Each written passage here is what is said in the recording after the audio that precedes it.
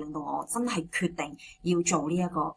精油事業咧？就係因為我認識咧幾個唔同嘅 Diamonds， 原來傾下傾下發現原來佢哋係同一個 big family， 咁佢哋咧都有同一個嘅即係一啲嘅身體上嘅問題，一啲醫學上已經同佢哋 say no 嘅問題嚟㗎啦。咁全部人都好返。咁對於我一個好即係對於呢個西方醫學好熱衷嘅一個人，做嘢做咗10幾年，都係即係差唔多20年啦，真係做咗。都係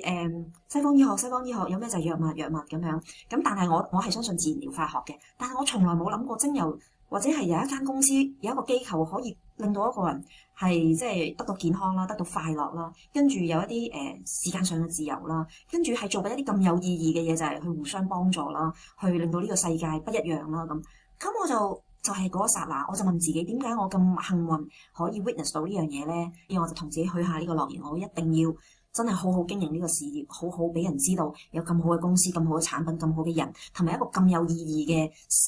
事業又好、生命又好咯。因為太多嘅 Diamonds 啊，原來佢哋揾咗錢之後，其實佢哋係貢獻翻社會、回饋翻社會。咁好老實咧，作為一個企業家啦嚇，我自稱我承認我自己係個企業家。企業家咧其實有一個使命，其實企業家咧就係你揾咗錢之後，其實你要改變社會，即係做一點事情咯，去為社會上嘅人。咁所以我覺得呢一樣事件係每一個人都可以做得到，即係透過 Young Living 呢個平台，同埋係一件非常之有意義嘅事。